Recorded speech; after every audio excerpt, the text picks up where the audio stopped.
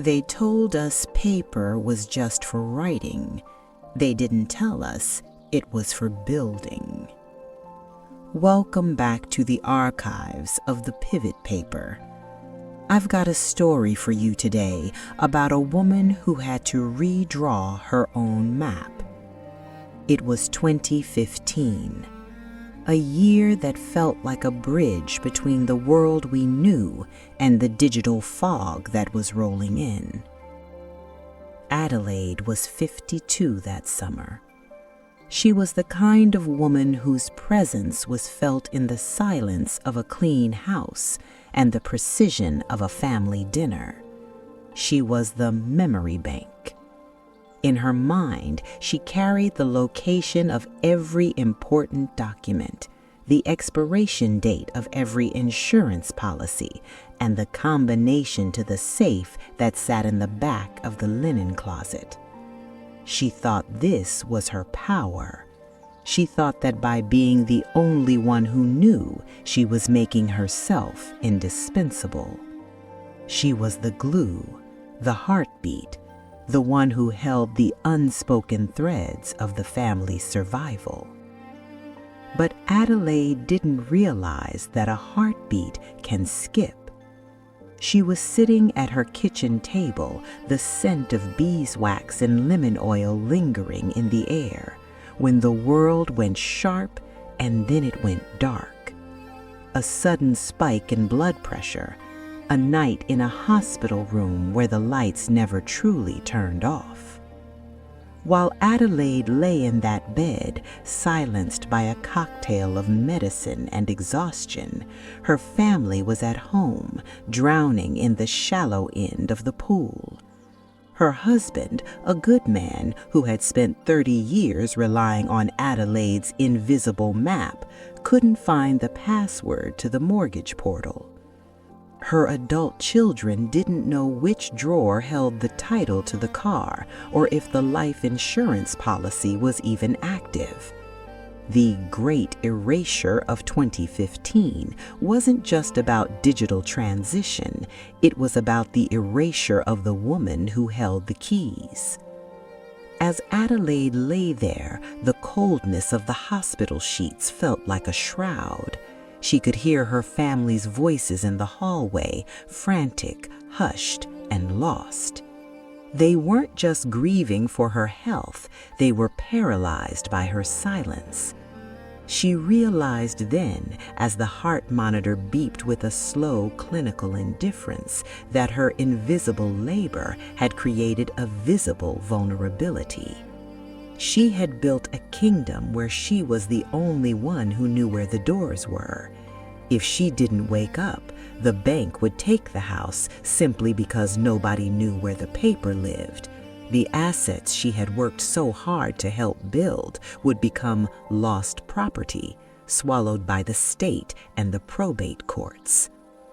The weight of her silver fountain pen back home felt like a mountain she hadn't climbed.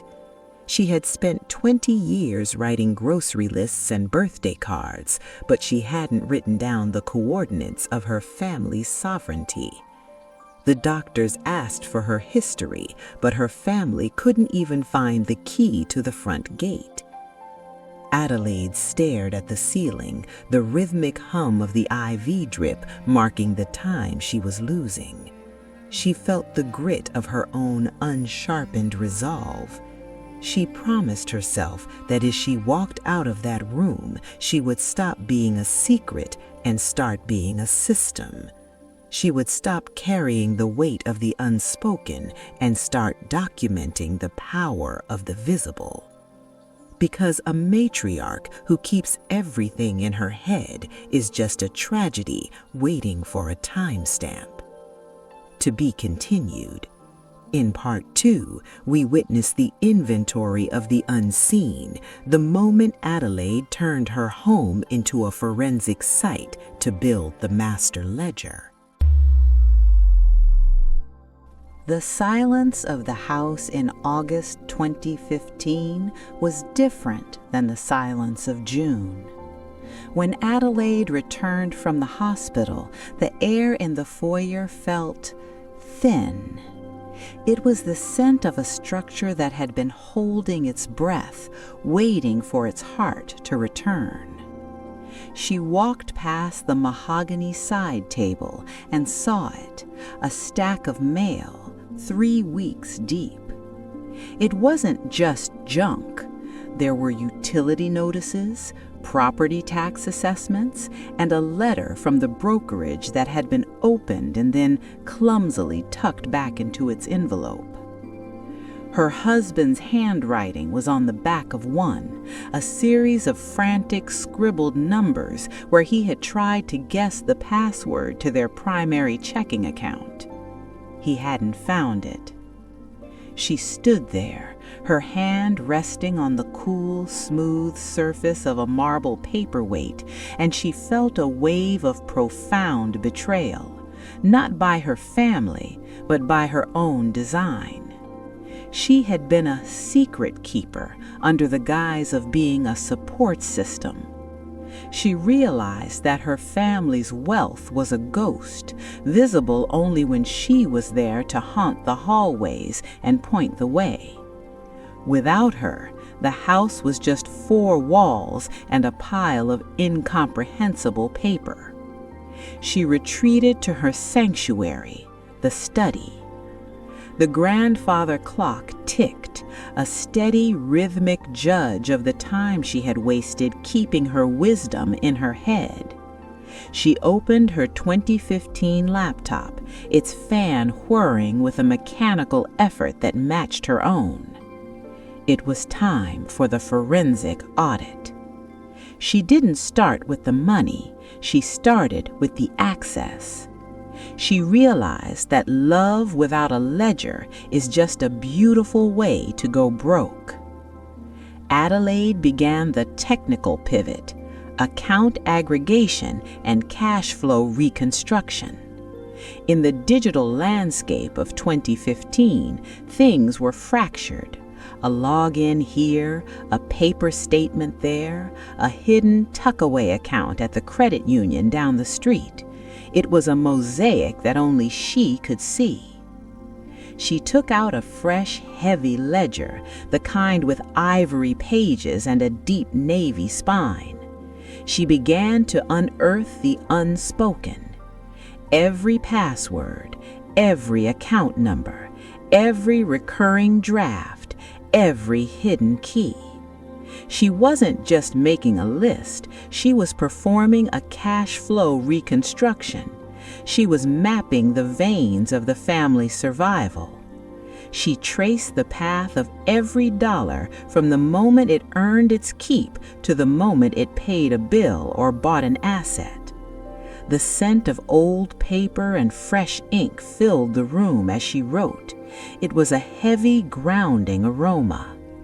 She realized that her invisible labor, the mental load of remembering everyone's needs, had to be converted into visible authority. The key to the kingdom was visibility. If the family couldn't see the map, they couldn't defend the territory. She spent 3 nights under the soft glow of the library lamp, rebuilding the blueprint. She logged into portals that hadn't been updated in years. She called banks to verify beneficiary designations that had been left blank since 1998. She was finding the leaks. A small life insurance policy that had lapsed because the notice went to an old email address. A title deed to a family plot that was still in her deceased grandmother's name. A digital vault that had locked itself because of too many failed attempts by her well-meaning son. She saw the great erasure happening in real time. If she hadn't come home, these fragments would have drifted away like smoke. Adelaide realized that her family's legacy wasn't in the amount they owned, but in the clarity of their claim to it. By the 4th night, the ledger was no longer empty. It was a master map. But a map is only as good as the law that protects it. Adelaide knew that documenting the truth was only the first step. To truly secure the sovereignty of her house, she had to move from the unspoken to the irrevocable. She picked up her phone and dialed the number of a woman she hadn't spoken to in years, an estate attorney who specialized in the hardening of family lines. To be continued. In Part 3, we enter the legal reckoning where Adelaide turns her master ledger into a weapon of institutional defense. The rain had returned to the archives of 2015, a relentless cleansing gray that blurred the lines of the garden. Inside the study, the light was amber and focused. Adelaide sat at the mahogany desk, but the ledger was no longer just a collection of memories and passwords. It had become a demand for order. Beside it sat the heavy cream-colored folders from the attorney's office. This was the exorcism. For years, Adelaide had operated on the unspoken. She had relied on the proximity of her family and the assumed continuity of her own health. She had functioned within a structure of informality, the kind of structure that leaves the back door wide open for the state to walk in. She realized that in the eyes of the law, her invisible labor was exactly that, invisible. The bank did not care about the 30 years she had spent managing the household. The probate court did not care about her intentions. They cared only for the paper. She began the process of formalizing the family ledger, transforming it from a private notebook into a legal fortress. She felt the coldness of the marble counter as she stood in the notary's office later that week. It was a sterile, institutional cold, the kind that reminds you that the world outside your front door is governed by ink, not by emotion. She was there to sign the durable power of attorney and the healthcare directives. She was officially designating her successors. She was naming the hands that would hold the keys if hers ever became too weak to turn them again. It was a heavy, somber realization. To protect the family's sovereignty, she had to prepare for her own absence. She was moving from the keeper of secrets to the architect of systems. The master ledger was now being cross-referenced with title deeds and beneficiary designations. Every asset she had uncovered in her forensic audit was now being tethered to a legal instruction. She found a property in her father's name, a small plot of land in the South that had been sitting in a legal limbo for 15 years. It was a leak in the family legacy, a piece of sovereignty slowly being reclaimed by the weeds and the tax man. She didn't just write it down, she initiated the probate avoidance strategy. She moved the unspoken ownership into a documented reality. She wasn't just making a list, she was building a fortress out of ink and intent. The exorcism required her to look at every handshake agreement she had ever made and replace it with a signature. She called her brother about the family business interests. She called her daughter about the digital passwords for the investment accounts. She was no longer asking them to remember, she was instructing them to record. The scent of burning wax filled the study as she applied her personal seal to the final pages of the archive. The ledger now contained more than just numbers.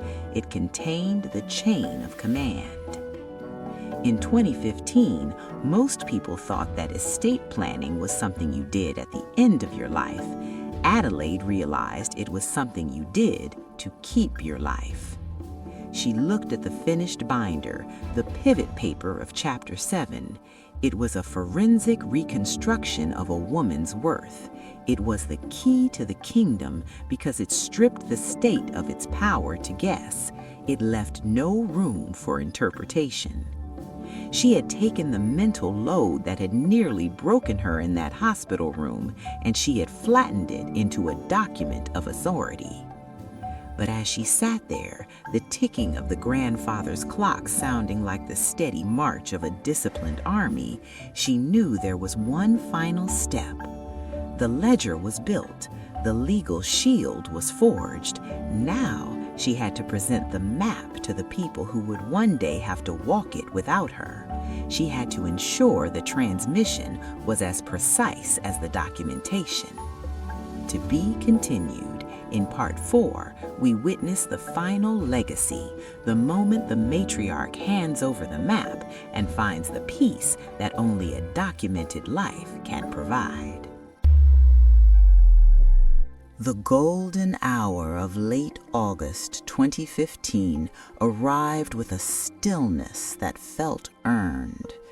The humidity had finally broken, leaving the air in the garden crisp and smelling of damp earth and late-blooming jasmine. Adelaide stood on the veranda, her silhouette long and steady against the floorboards. In her hands, she held the navy blue binder, the master ledger. It was no longer just a collection of papers. It was a bridge. She remembered the hospital room, the way the fluorescent light seemed to strip her of her history.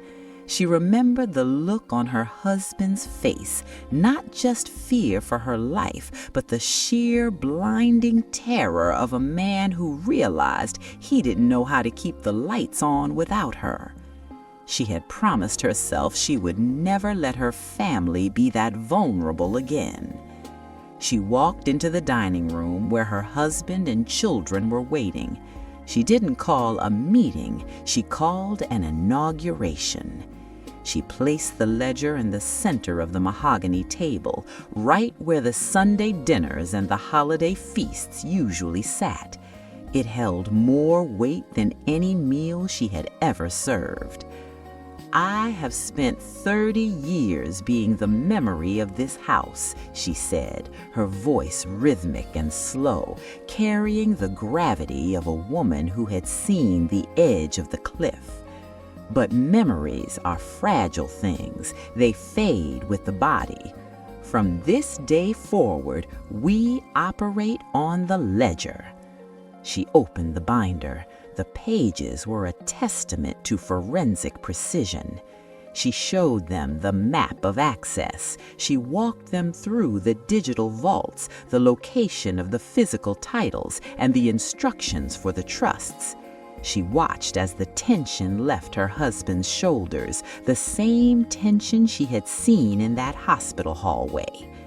She wasn't just giving them information, she was giving them sovereignty.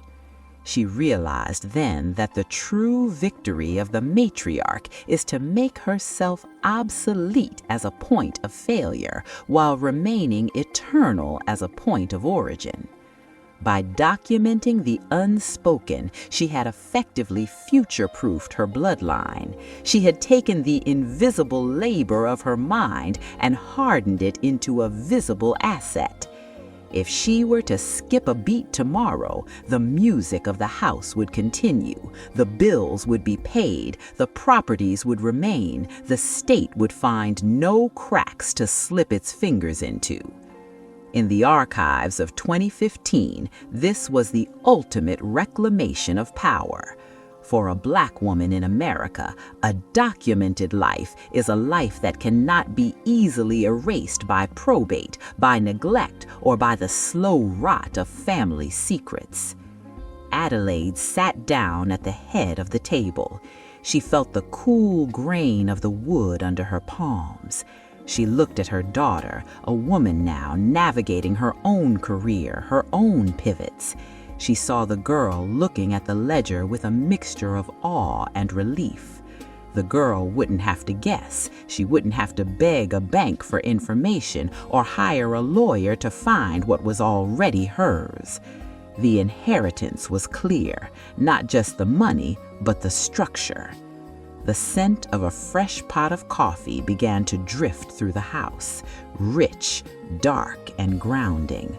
The grandfather clock in the study struck the hour, its chime echoing with a newfound clarity.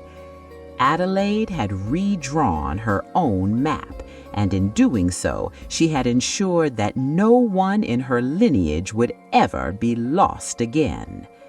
The archive of Chapter 7 is a reminder that silence is a luxury we cannot afford. A secret is a debt you leave to your children. A ledger is the gift of their freedom. It's time to stop being a guest in your own life and start being the architect. Sign your own pivot. Subscribe to the paper. Legacy is not what we leave behind. It is what we put in place. You have heard the story. You have seen the pivot. Now the drafting table is yours. If you are ready to move from equitable interest to legal sovereignty, join us in the vault. Secure the paper. Protect the lineage. I am the asset architect, and this is the pivot paper.